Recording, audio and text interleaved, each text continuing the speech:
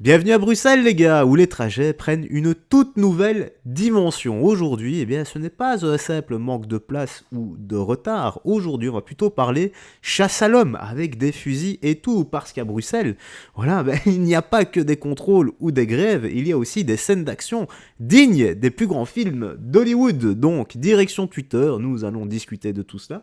Mais avant ça, petit like et commentaire pour le soutien, la force et le référencement. On est parti. Let's go! Chasse à l'homme dans le métro de Bruxelles suite à une fusillade mise à jour.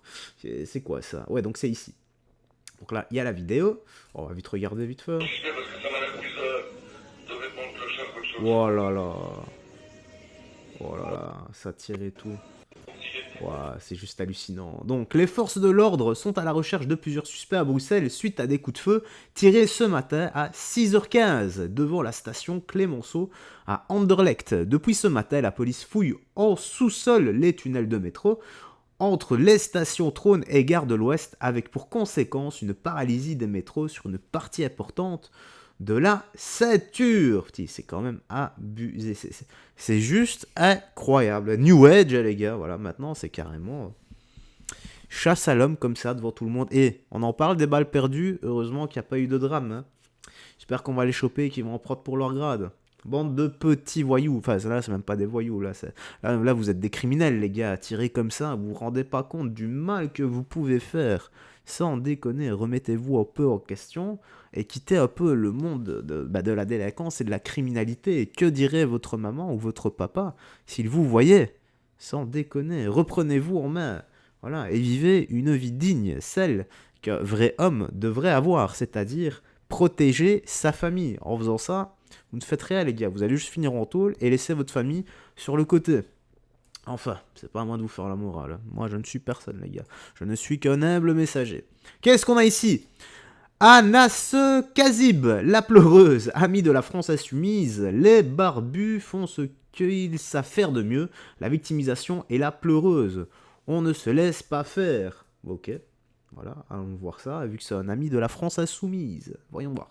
J'espère que vous allez bien. Moi, ça ne va pas du tout parce que je voulais réagir sur le shitstorm raciste qui est en train de prendre ce jeune humoriste Merwan Benlazar. Vous avez sûrement entendu parler depuis 48 heures.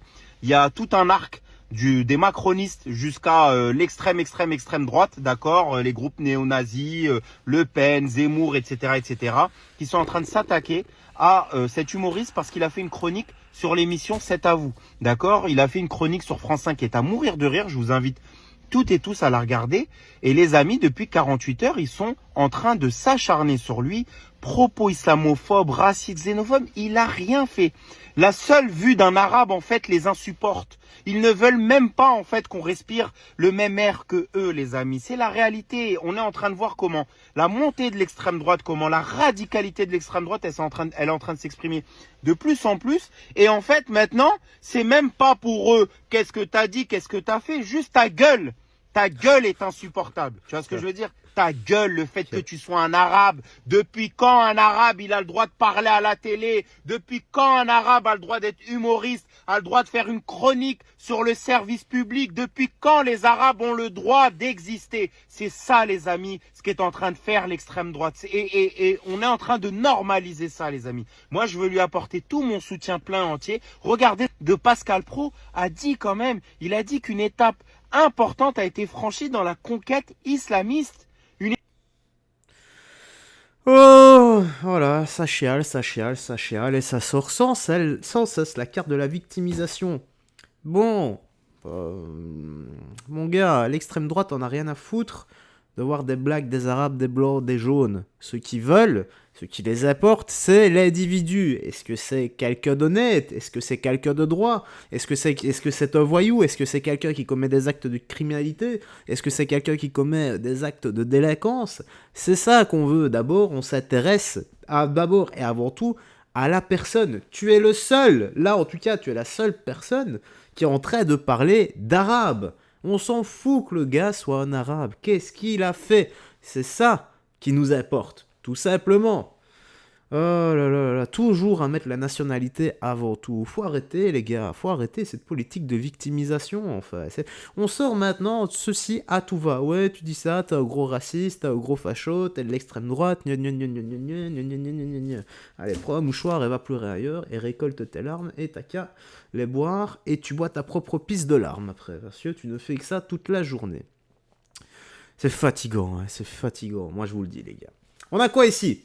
2 pirates somaliens condamnés pour détournement et prise de contrôle de navires, enlèvement et séquestration se sont installés en Bretagne. Ils sont ni expulsés, ni totalement régularisés. Et ben, encore de fameuses recrues. Hein. Que fait la justice, les gars ?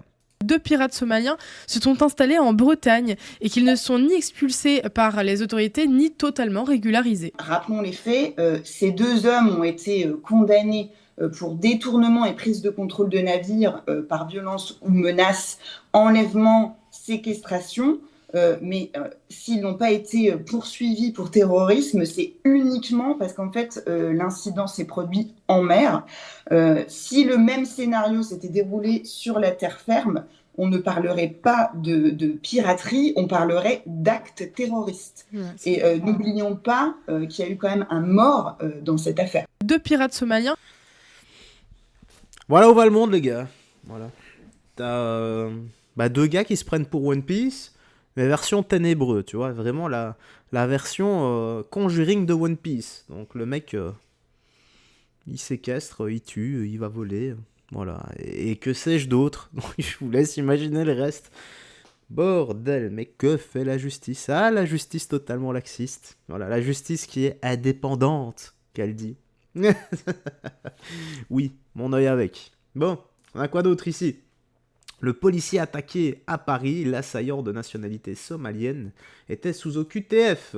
Aïe, aïe, aïe, aïe, aïe, encore un OQTF. Bon, c'est ce qui s'était passé hier, non ? C'était pas le gars qui avait un miroir brisé et qui avait attaqué des policiers en essayant de subtiliser l'arme d'un policier ? Il me semble que c'est ça, non ? Bon, ok, on va checker. De toute façon, comme c'est sur BFM, je vais juste devoir baisser un tout petit peu et on va écouter ça. Je voudrais qu'on fasse avec vous un point sur les toutes dernières informations concernant le profil de l'assaillant. Que sait-on de plus sur lui ? La principale information, c'est qu'il était frappé d'une OQTF, d'une obligation de quitter le territoire français, qu'il était donc en situation irrégulière sur le territoire français. Oui, en fait, une identification de cet homme a été faite par les enquêteurs. Il n'avait pas de papier sur lui, mais ils ont pu remonter jusqu'à une identité qui correspond à un homme âgé de 23 ans, de nationalité somalienne. On se rappelle qu'initialement, il avait déclaré lui être de nationalité soudanaise.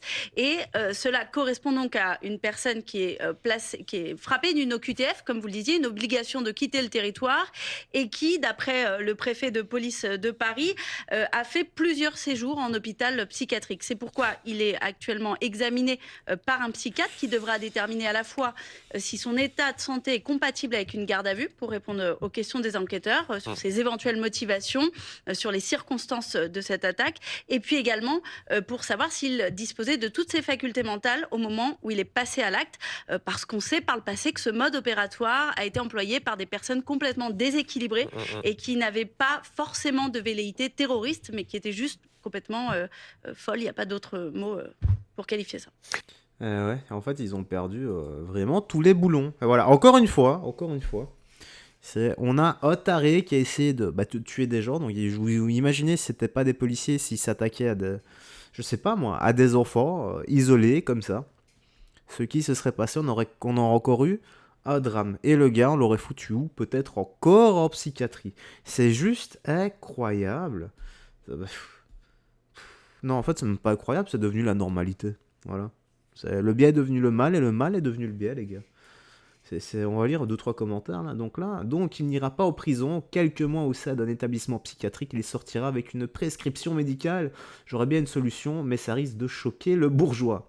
J'en ai vraiment marre de lire la même chose tous les jours. Il était sous OQTF, il était en récidive, il n'avait pas été expulsé, du blabla, toujours du blabla. À quel moment ils vont agir ? Eh bien, je ne sais pas si ils vont agir. Moi, je pense sincèrement que tout cela est fait exprès pour nous monter les uns les autres et qu'on voit encore une fois, d'abord et avant tout, la nationalité avant l'individu.